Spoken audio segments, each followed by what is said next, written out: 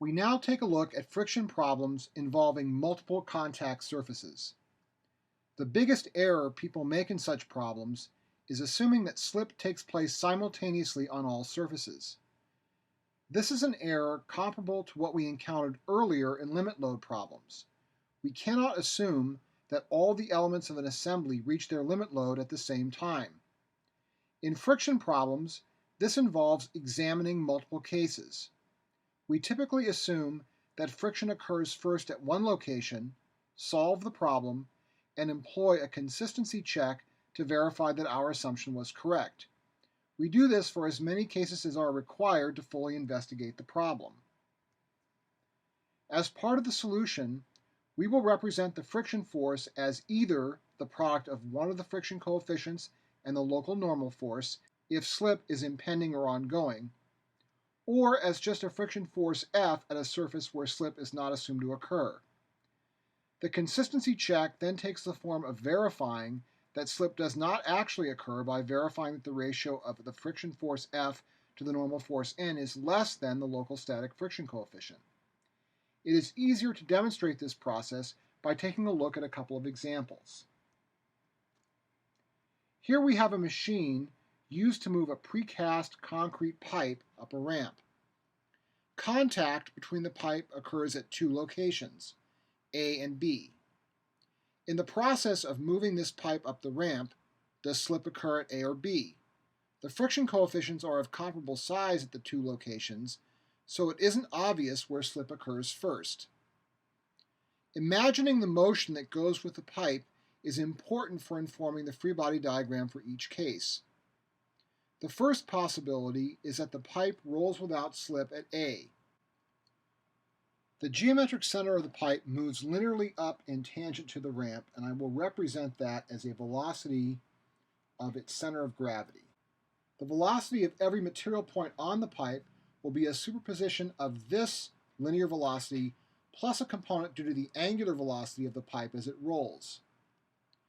As you will see in dynamics, a no-slip condition means that the instantaneous velocity of a material point at the no-slip site is zero. So if our premise is that we have no slip at A, the velocity of this material point has to be zero.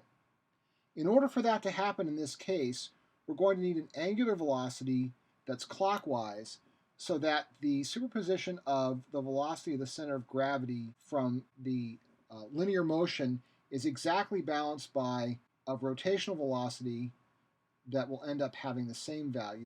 The net result will be that the instantaneous velocity at material point A will be zero. At B, then, we will have, as it turns out, a linear combination of this velocity of the center of gravity plus a component due to the angular velocity, which it will turn out is straight up in this case, and the net result will be a velocity of B that looks something like this. The important point is that the component of velocity tangent to the machine at this location will be up, which means that the friction force exerted by the machine on the pipe at B will be down. This figure's gotten awfully busy, so I'm going to erase these velocity vectors and now replace them with a free body diagram. What we'll end up with is a normal force at A. We have a no-slip condition at A, which means we have a friction force at A that should be less than the product of the static friction coefficient at A times the normal force at A. At B, we'll have a normal force, and then we are going to get slip at B, so this will be the product of the kinetic friction coefficient at B times the normal force at B. And then finally, we're going to have the weight of the pipe acting at its center. Our unknowns in the problem are the normal forces NA and NB, as well as the friction force FA. We can use force and moment equations to solve for these three quantities, and then our consistency check at the end of the solution is that the ratio of the friction force at A to the normal force at A is in fact less than the static friction coefficient at A. The second possibility is that the pipe sticks at B. Again, we have our velocity of the center of gravity of the pipe. In order to not have a relative tangent motion at B, this is going to require now a counterclockwise rotation such that the velocity of the center of gravity at B and its tangent component is balanced by a rotational component. This is going to result in the velocity at A being the superposition of this linear part plus an additional rotational part. So A is trying to slide up the ramp, and the resulting free body diagram will then look like this. We'll have again a normal force at A, and now we're slipping at A, and A is trying to move up the ramp, so we'll have a product of a kinetic friction coefficient at A and the normal force at A. We'll have a normal force at B, and we'll have a friction force at B, and again we've got our weight.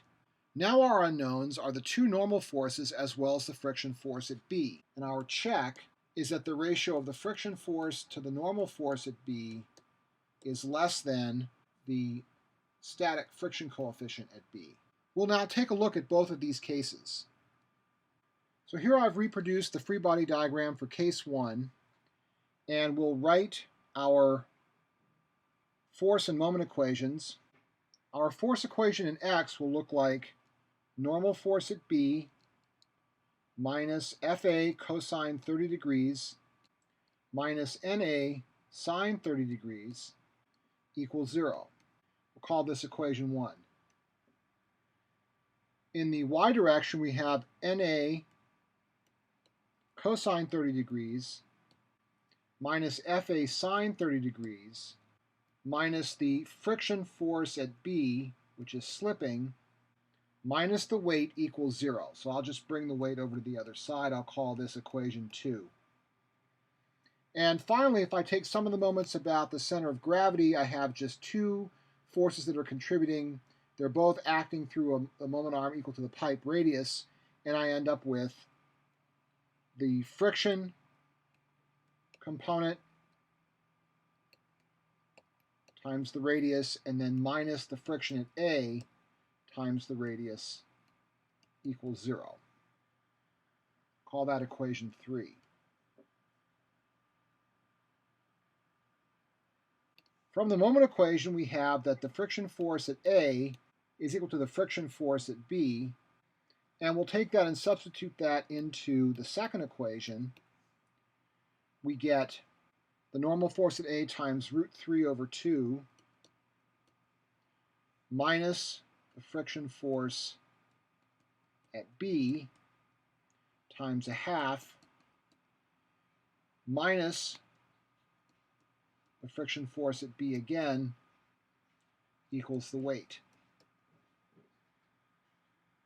So that gives us that the normal force at A is equal to, by rearranging this, 2 over root 3 times the weight plus, if we take into account these two friction contributions, we end up with root 3 times the friction force at B.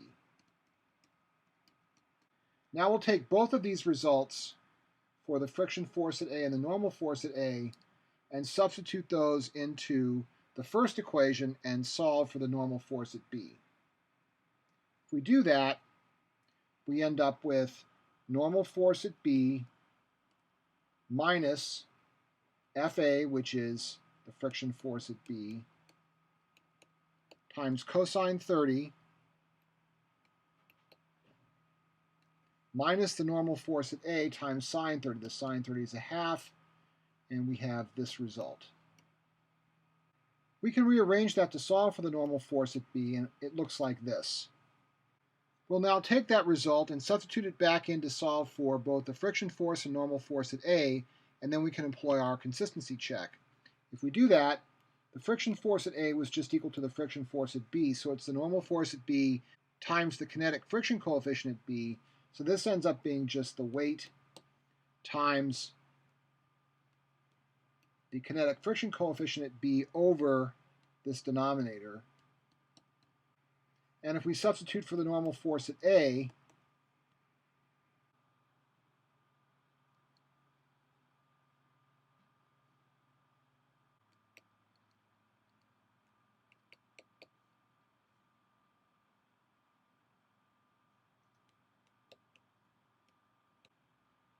we get this for the normal force at A.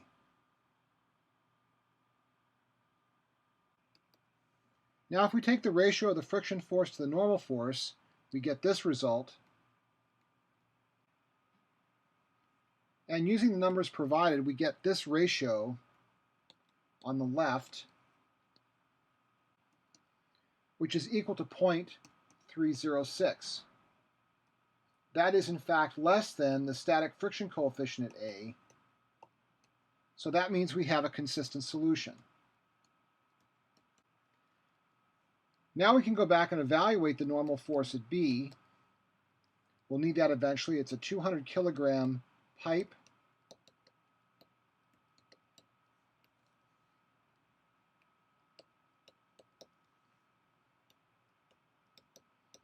And if we evaluate the numbers, we get 3688 newtons. Now we'll eventually need that number, but for now we'll also go back and look at the second case where we presume that we have slip at B and see what's implied by that case.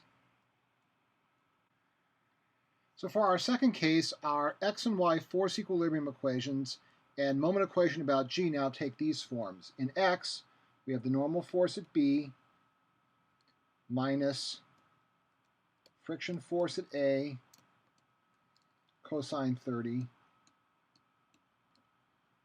minus an A sine 30 equals 0. And we'll call that equation 1. In the y direction, we have NA cosine 30 minus friction force at A sine 30 minus the friction force at B minus the weight is equal to 0. So again, I'll bring the weight over the right-hand side. I'll call that equation 2. And then some of the moments about G, again, we have the balance of just these two frictional torques. Call that again equation 3. Again, from 3, we have the friction force at B is equal to the friction force at A. And then if we substitute that into the second equation, we have NA cosine 30 minus sine 30 mu AK. And then since the friction force at B is equal to the friction force at A, we end up with another minus mu AK. That's equal to the weight, and if we rearrange that, we get the normal force at A is equal to 2 times the weight over root 3 minus 3 times the kinetic friction coefficient at A. We'll take that result and substitute it into equation 1. If we do that, we have the normal force at B is equal to the normal force at A times root 3 over 2 kinetic friction coefficient at A plus a half. That ends up being equal to the weight times this factor. And our check then is that the ratio of the friction force at B to the normal force at B be less than the static friction coefficient at B. This ratio now is 2 times the kinetic friction coefficient at A over root 3 times that kinetic friction coefficient plus 1. And we're asking if this is less than the static friction coefficient at B. Using these values, we find that this left-hand side is 0.542, which is not less than the static friction coefficient at B of 0.45. So this is not consistent. And the first case that we examined is in fact the only one that's consistent with the other numbers that are given here. So our first case is correct, and then we would have to go back to our machine, which I'll just sketch here. We have equal and opposite forces at B. We're pushing with Q, and then we probably have at these rollers, we've got a pair of forces R1 and R2.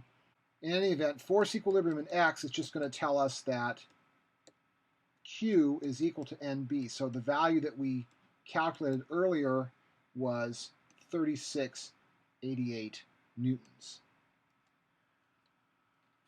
Now you can see why these friction problems get complicated because we had two different cases to examine. There was a lot to keep track of, but we need to do this if we want a self-consistent solution to a problem like this.